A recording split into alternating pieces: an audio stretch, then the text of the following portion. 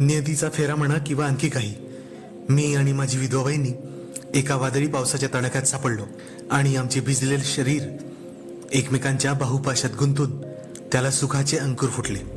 तर बघूया पुढे काय काय झाले. पण त्याआधी आपल्या सर्वांना आग्रहाची विनंती आहे.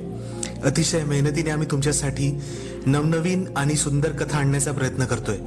आम्हाला तुमच्या सपोर्टची आणि मदतीची गरज आहे, ज्याने आम्ही लवकरात लवकर नवीन व्हिडिओ पोस्ट करू शकू.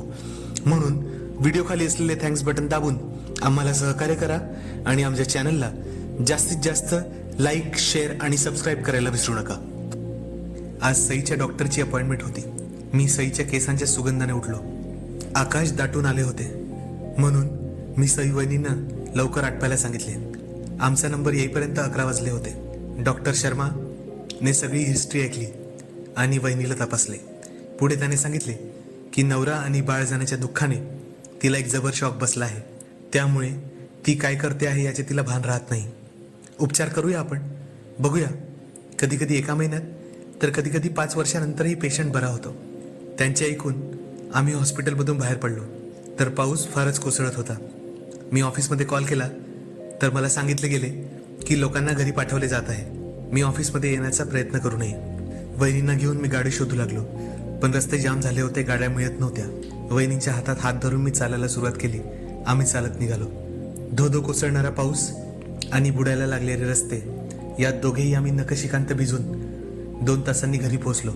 मी थकलो होतो, चिडलो होतो स्वतःवर, कारण माझ्या मते मी सई वहिनीची जास्त काळजी घ्यायला हवी होती. सई वहिनीला परत सर्दी खोकला पडसा झाला तर त्याच रागात मी सई वहिनींना बाथरूममध्ये जाऊन ओले कपडे काढून अंग सुकून यायला सांगितले. वहिनी बाथरूममध्ये गेल्या. मी सुद्धा कपडे बदलले. डोकं सुकू लागलो. जेव्हा सई वहिनी बाहेर आली, मी फक्त डोळे भरून तिचे रूप बघू शकत होतो, कारण ती ओले कपडे काढून तशीच बाहेर आली होती. सईचे विस्कटलेले रेशमी कुरळ केस तिच्या गोऱ्या चेहऱ्याला आच्छादित करत तिच्या खांद्याच्या मागे लपले होते.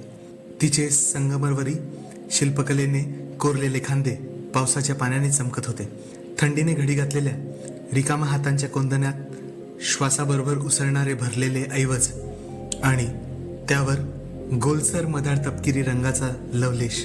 सईच्या सपाट पोटावर मध्येच बेंबीचा भोवरा लक्ष वेधत होता, पण माझी नजर खाली सरकत होती.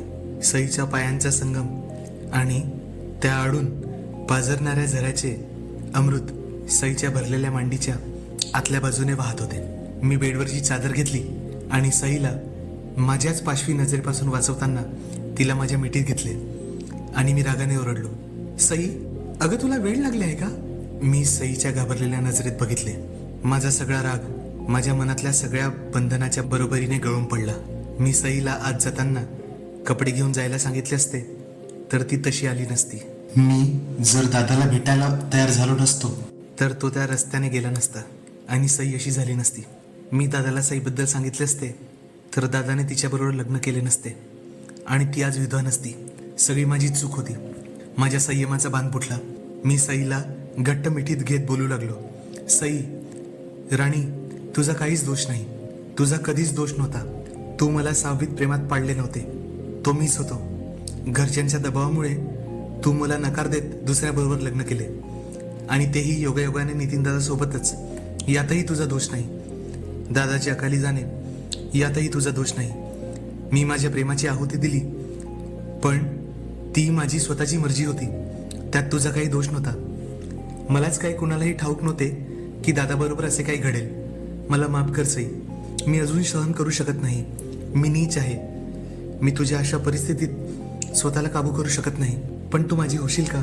तू जशी आहे तशी, जशी असशील तशी चालेल. फक्त माझी होशील का सई तू? आणि सई पुटपुटली, विनोद, मी अधीर झालो होतो, बेभान झालो होतो. सई माझी होती आणि आज मी तिला माझी बनवणार होतो. मी सईला सोफा कम बेडवर ठेवले आणि माझा पायजामा सैल केला. सईने लाजून चादरीने तिचे अंग झाकले. माझ्या शरीराने लावलेली तारुण्याची हजेरी माझ्या अवयवांवरून तिला स्पष्टपणे दिसू लागली. मी क्षणात पूर्णपणे मोकळा होऊन बेडवर सईच्या बाजूला बसलो. सई विस्पारलेल्या डोळ्यांनी माझ्या सर्वांगाकडे बघत होती. मी सईच्या हनुवटीला बोट वर करून तिच्या डोळ्यात बघितले. सईच्या डोळ्यात भीती आणि संकोच दाटली होती. मी सईच्या ओठांजवळ आपले ओठ नेले आणि तिला अलगद विचारले, थांबू का? सईने माझ्या ओठांवर आपले कांपणारे ओठ लावले आणि म्हणाली, नाही विनोद, आज थांबू नकोस. मी सईच्या ओठांवर आपले ओठ दाबले आणि सहज ज्ञानाने जे सुचले ते केले. माझे ओठ सईच्या ओठांना दाबत एका प्रगाढ चुंबनाची मी सुरुवात केली. सईच्या ओठांच्या पाकळ्या उघडल्या आणि ती सुद्धा आवेशाने आणि त्याच मादकतेने माझ्या ओठांना आपल्या ओठात घेत प्रतिसाद देऊ लागली. या विषयात सईकडे माझ्यापेक्षा जास्त अनुभव असल्याने मी तिला काय आवडते काय नाही हे तिच्या शरीराच्या प्रतिसादाने ओळखायचे ठरवले.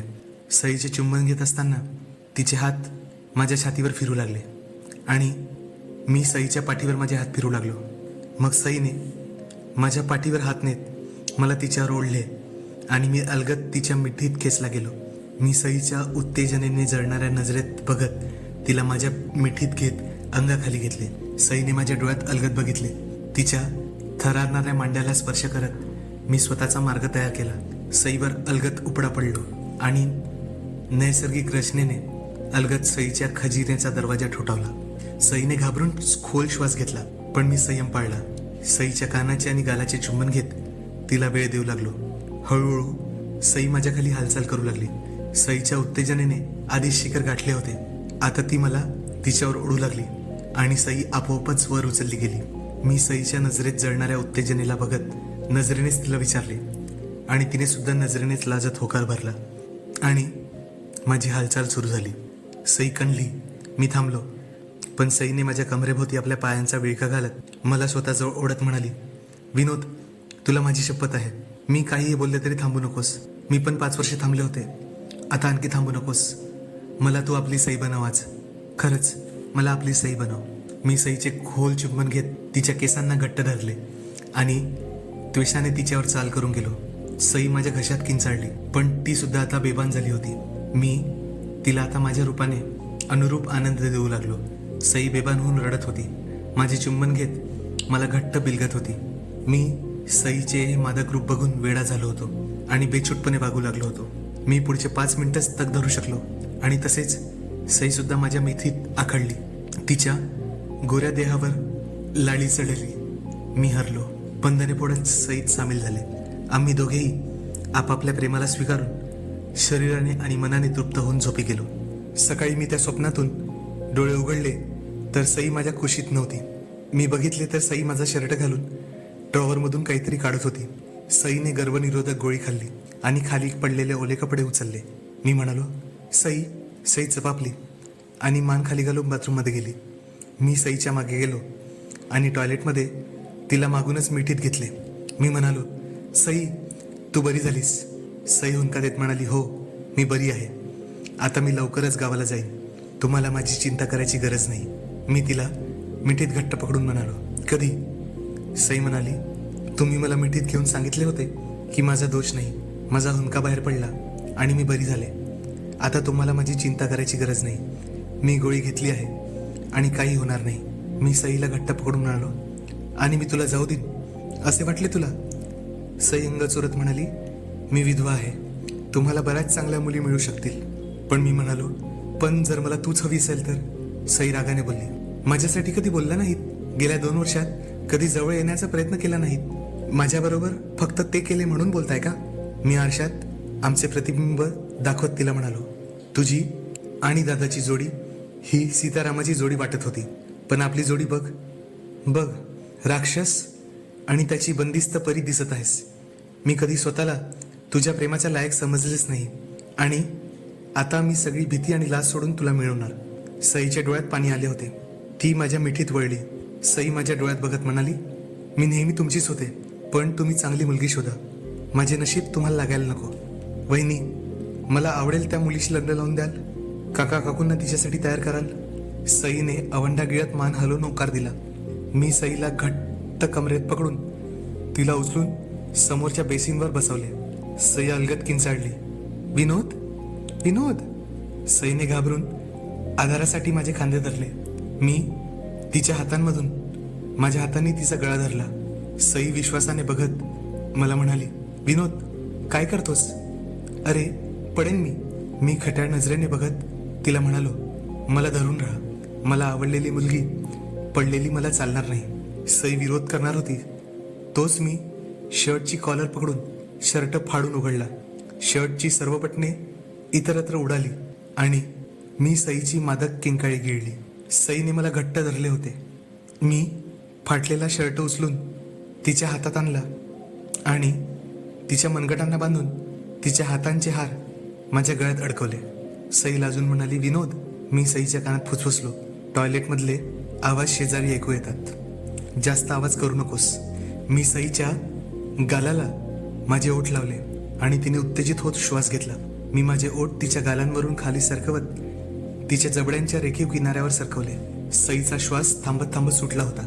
माझ्या ओठांनी मी तिच्या कानाची पाळी धरली. सई मोहरून माझे नाव घेऊ लागली. माझी मान खाली झाली आणि सईच्या लांब मानेला माझ्या ओठांनी चुंबन घेतले. सईच्या मानेखालच्या हाडाला मी स्पर्श केला. सईच्या बंदिष्ट मनगटांनी मला घट्ट मिठीत घेतले. मी सईच्या उसळणाऱ्या डौलदार खजिन्यांचा पसारा टाळत तिच्या बरगड्यांच्या खालच्या भागाला पोहोचलो. सई उत्तेजित होऊन माझ्या केसांना पकडून तिच्या अंगावर मला ओढून घेत होती. मी उसळी मारत तिच्या खजिन्यांवर डल्ला मारला. सईची किंचाळी निसटली. माझा डावा हात तिच्या कमरेशी आणि उजवा हात तिच्या पायांमध्ये चपपू लागला. तिहेरी हल्ल्याने सईचे अश्रू गळत तिने मला तिच्यावर आणखी ओढून घेतले. माझ्या उजव्या हाताच्या बोटांनी तिची काय स्थिती झाली असेल हे मला कळून चुकले होते. माझे मडले बोट अमृताच्या डोहात हळूहळू डुमकत बुडाले. सईने कापत्या स्वरात लांब उसासा सोडत माझे स्वागत केले. सईचे अंग ताठरले. ज्वानीची लाली तिच्या गोऱ्या अंगात भिनली आणि सईच्या अमृत डोहाने भरतीची लाट सोडली. त्या नजरेत मादक थकवा आला होता. ती उत्तेजनेचे शिखर गाठून त्यावर झुलत होती. माझ्या बोटांनी दबकत बाहेर डोकावणारा खजिना मी शोधला. सईने थरथरत आकडी भरल्यासारखी मोठ्याने विनोद विनोद म्हणत किंकाळी फोडली. ती संपूर्णपणे शांत झाली होती, पण मी थांबणार नव्हतो. सईने मला वर ओढण्याचा प्रयत्न केला. मी सईने माझे केस ओढणे दुर्लक्षित करून खाली सरकलो. तिच्या सपाट पोटांचे चुंबन घेत आणखी खाली सरकलो. सई डोक्या आरशावर घासत तिची कंबर बेसिनवरून उचलू लागली. सई आता पार थकली होती, जवळजवळ बेशुद्धच पडली होती. मी सईसाठी आणखी थांबू शकत नव्हतो. सईने थकून डोळे उघडले. ती मला बघत बोलली, विनोद. विनोद. मी स्वतःला तृप्त करण्यासाठी तिच्यावर हल्ला चढवला. सईच्या उडणाऱ्या किंकाळ्या अडवण्याचा मी विचार करत नव्हतो, कारण मला त्या मनसोक्त उपभोगायच्या होत्या. जर शेजारी आलेच तर उत्तर दिले जाईल. सईच्या समर्पणाने माझ्यातला शिकारी जागा झाला. मी नकळत माझ्या दातांनी सईच्या मानेच्या त्वचेला अलगद धरून तिला सौम्य वेदना देत आपली खून बनवली. सई आधीच शिखरावर झुलत होती. या वेदनेने ती पाल्यापाचोळ्यासारखी उडून गेली. माझे नाव घेत मला बिलगुल रडू लागली. मी सुद्धा सईच्या आवेशाने हरलो आणि तिच्यात माझी उभरत मीही गारत झालो. सईच्या कानात म्हणालो, मी मुलगी निवडली आहे, आता हिला माझ्यासाठी तयार करा. सई मला लाजून बिलगली आणि हळूच म्हणाली, हा राक्षस तर परीचा मालक आहे, तिला काय तयार करायचे? पण एक विचारू? मी मान हालून होकार देऊ लागलो. सई म्हणाली, स्त्री शरीराला इतक्या माहीरपणे कसे काय शिकलात? मी खट्याळ हसू देत तिच्या ओठांचे चुंबन घेत तिला म्हणालो, कॉलेजमध्ये पहिल्या वर्षी माझी एक गर्लफ्रेंड होती, पण ती मला सोडून गेली. नंतर इकडे पुण्यात मी एका विधवेकडे नेहमी असायचो. तुला तिची ओळख करून देऊ का? सई रागावून बोलली, काही नको, अशा बायकांची ओळख नको करू. मी हसून बोललो, अगं वेडाबाई, कित्येक वर्ष मी फक्त तुझ्याच आठवणीसोबत आहे, तू सोडून माझ्या आयुष्यात कोणी नाही. मी सईला मिठी मारली. सई माझ्या अंगावर हात फिरवत म्हणाली, मला तुझ्यावर विश्वास आहे, पण तू असा बेभान घोड्यासारखा आहेस की कोणत्याही स्त्रीला तुझ्यावर रपेट मारायला उत्सुकता वाटेल. मी सईच्या डोळ्यात बघत म्हणालो, पण या घोड्याला फारच कमी वयात तू लगाम घातली होतीस. तेव्हापासून या घोड्याची मालकीन फक्त एक, आणि त्यावर रपेट घेणारी पण एकच. आम्ही विलगून होतो तेवढ्यात दरवाजा ठोठावला गेला. मी काही बोलणार इतक्यात पलीकडून आवाज आला, विनोद, मला माहिती आहे तू घरीच आहेस. ऑफिसला 2 दिवस सुट्टी आहे म्हणून मी तुला स्वतःला सांगायला आले. मुलीचा आवाज ऐकून सईने भुवई उंचावून मला विचारले. मी कुजबुजत म्हणालो, ती माझ्या ऑफिसची इला असेल, जी माझ्यावर लाईन मारते, तीच. सई बेसिनवरून उतरली आणि म्हणाली, मी तिला पळवून लावते, तोपर्यंत तू इथेच थांब. मी आवाज दिला की बाहेर ये. मी आवाज दिला की बाहेर ये असे म्हणत सईने माझी पॅन्ट आणि टॉवेल घेऊन बाहेर गेली. मी दरवाजाला बारीक फट करून बघू लागलो. सईने पॅन्ट आणि टॉवेल दरवाजामागे लपवत दरवाजा थोडासा उघडला. इलाला काय आणि कसे दिसले असेल हे मी ओळखू शकत होतो. दरवाजाच्या फटीतून विस्कटलेल्या रेशमी कुरळ्या केसांची एक सुंदर परी डोकावत होती. तिचे सुजलेले ओठ, लाली चढलेली नितळ गोरी काया आणि बटन नसलेला शर्ट. तिचा उजवा खांदा उघडा होता आणि त्यावर माझ्या दातांचे ठसे होते. इला गोंधळली. विनोद जोशी इथेच राहतो ना? सईने माझे नाव ऐकून लाजत सांगितले, हो, तो टॉयलेटमध्ये आहे. काही काम होते का? इला संशयाने बोलली. विनोद तर एकटा राहतो. तो कोण आहे आणि इकडे काय करतेस? इलाला अशा प्रकारे माझ्यावर अधिकार दाखवताना बघून सई रागावली. तिने मला बोलवले. मी पूर्ण बाथरूम बघितले, पण तिकडे काही नव्हते. शेवटी मी एका रुमालाने माझी लाज राखत बाहेर आलो. इलाला माझ्या शरीराचा अंदाज आलाच असेल, पण तिने काय, कोणीही मला ऑफिसच्या कपड्यांमध्ये सोडून दुसऱ्या कपड्यांमध्ये बघितले नव्हते. इलाचे डोळे विस्पारले आणि ती उघड्या तोंडाने माझ्या अर्ध उघड्या शरीराकडे बघू लागली. सई म्हणाली, विनोद, ही बाई विचारते आपलं नातं काय, सांग, पण लक्षात ठेव बरे, जे काही सांगशील तेच अंतिम सत्य असेल. इला सईला म्हणाली, तू विनोदला ओळखत नाही, तो अशाने उलटा वागतो, बघ तो तुला कसं झटकतो ते. मी लाजत, इला, ही माझी गेल्या 11 वर्षाची गर्लफ्रेंड आहे आणि आता गेल्या महिनाभर माझी बायको. मी हिच्या शब्दाबाहेर नाही. सईने वळून खाली वाकून तिथला टॉवेल देत खालून मोकळे असलेले स्वतःचे शरीर जाणीवपूर्वक इलाला दाखवत इलाच्या आश्चर्याने उघड्या तोंडावर दरवाजा बंद केला आणि दुसऱ्या क्षणी सई टॉवेलने माझे अंग झाकत म्हणाली, याच्यावर फक्त माझा हक्क आहे, खबरदार जर कुणाला काही दाखवले तर. सईचा हा अवतार बघून मी खूप खुश झालो आणि तिला बेडवर घेऊन गेलो. पुढचे 2 दिवस मुंबईला एका वादळाने झोडपून काढले होते आणि त्यात जवळजवळ अख्खी मुंबई बुडाली होती. त्या 2 दिवसात आमच्या घरातही प्रेमाचे, वासनेचे आणि अतृप्त भावनांचे वादळ आले होते. त्यात आम्ही दोघेही बुडून गेलो होतो.